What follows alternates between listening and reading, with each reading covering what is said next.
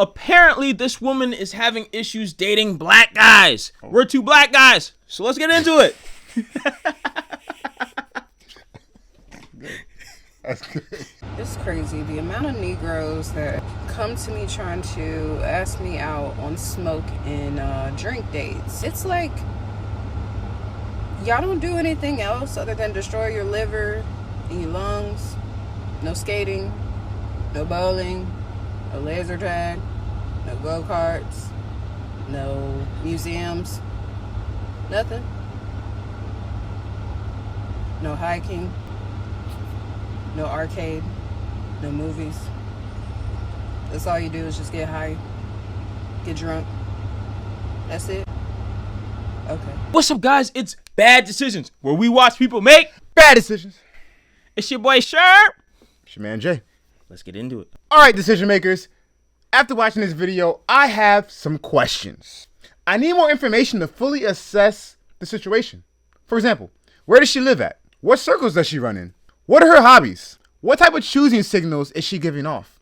This information is very important because a lot of times people fail to be introspective and look at themselves and try to understand what they're doing or not doing that's leading to the outcomes they're getting. So I'm not sure if she is dating these guys or if these type of guys are hating on her that she doesn't really like and turning them down. Because there's a difference there. There's a difference. You see? So if you're making this video because all these guys are approaching you for smoke sessions and drinking sessions and you're like, no, I'm good, that's one thing. If they're approaching you and you're entertaining it, it's another thing. Because then you have to really think and go, okay, what's the underlying cause to either one, why I'm attracting these type of guys, and two, why am I entertaining these gentlemen, right? Fool me once, shame on you. Fool me twice, shame on, in this case, you. So I know me. There's an old saying in Tennessee, I know it's in Texas, probably in Tennessee, that says, fool me once, shame on you. If fool me, we can't get fooled again. But it's like, why is this happening? It sounds like your discernment is off, or maybe you just can't help yourself and you're attracted to a certain type of physical attribute that comes along with these type of men. Which if that's the case, listen, we like what we like physically, but if the external is not matching the internal and all they want to do is smoke and sip, either you have to do whatever it takes to get the kind of man that you want physically that also has the internal attributes, or, I mean, you might just have to make some different decisions. You made a good point, though.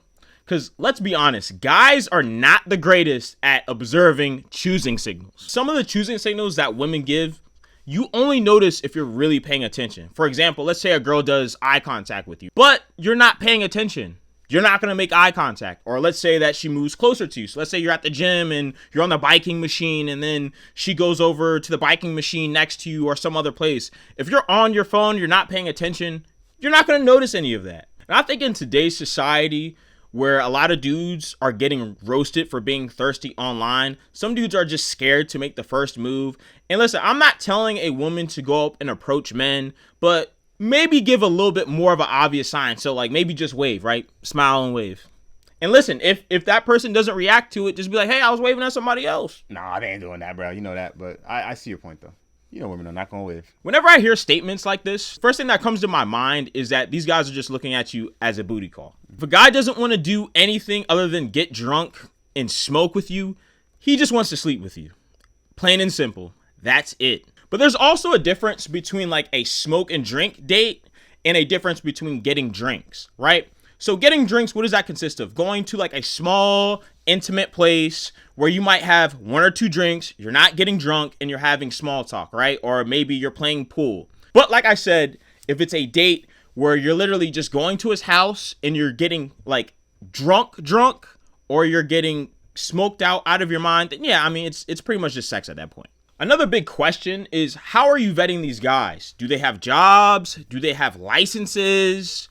Do they have houses or apartments? Like, what are your qualifications? How are you vetting out the guys who are coming up to you? Because what it seems like from what I get, that the picture that you're painting is that you're probably coming across a lot of hood dudes. Also, what places are you going to meet these guys at? If you like going hiking or bowling or doing pool or doing any other activities, try doing that with a group of your friends and talking to the guys who are already doing that at those places. So for example, you're going hiking talk to another guy who's hiking on the same trail. Maybe your next date will be a hike. For example, when I lived in Atlanta, there were some girls that literally went to business meetings, entrepreneurship meetings just to meet guys. Smart though. It's an option. Smart. Here's another thing though. It might be your appearance. It might be based off the way that you look. From the video, I can't really tell how you dress. You're wearing like a Nike bra, but I can see that you have dreads. I have locks too. So as a person who has dreads or locks or whatever you call it, you do attract a different type of person. For example, when I had a fresh cut, I got a different kind of girl than I do with locks. Both women I found attractive, but it was different and it was a different group of people. But like I said before, it could not be the hair. It could be anything else. That's just the only thing I have to go off of the video because I can't tell. I haven't seen your dating profile and I haven't seen your IG, so I don't really know.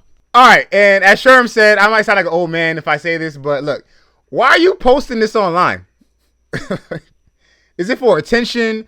Is it because you want some actual critical feedback from the masses? Is it because you want to vent and get some positive reinforcement from all your sisterhood? I mean, no offense to the sisterhood. Shout out to y'all. Like, what's the real reason you're posting this online? Honestly, I'm no one to throw stones, so forgive me for throwing them, but the time you spent making this video, which honestly wasn't that long, could be better spent and better used elsewhere. Figuring out what the real problem is as opposed to venting online. That's just my 2 cents. Because honestly, the only thing that's in your control is what you do to change your own actions. You can't change these guys that want to keep on smoking you up. And last but not least, listen, if you're watching this video, I'm single and I'm ready to mingle. So hit me up at our email address so we can make some bad decisions together. Ultimately, I'm going to say that this was a bad decision. You can't blame all black men because the ones that you're attracting are just taking you on smoking and drinking dates. Is that the title of the video? She's blaming all black men? No, bro, in the video she says, black men, why are you only taking, like... Oh, she's speaking to like black men as a whole? Yeah. She tripping. All right, so ultimately, I'm going to say that she made a bad decision because not all black men are just going to take you on smoking and drinking dates. That's probably just the ones that you're attracting or the ones that you're around. You might just have to change your area, location, Tinder filter, whatever you got. Ultimately, we're not all trying to smoke you out or get you drunk, right? So what do you think? Good decision, bad decision? I'm not talking about asking her out. I'm talking about, did she make that's a good decision. Whatever. You mean her making a bad decision for posting the video? Yeah. Indifferent. Indifferent? I don't know decision. Yeah, it's not bad. It's not good. It's pointless, really. But hey, you gave her some material, so shout out to you. Yeah. All right, guys. So if you think she made a good decision, don't forget to leave a comment and a thumbs up. And if you think she's absolutely, then don't forget to leave a comment and a thumbs up. All right, guys. This is Bad Decision, and we're out.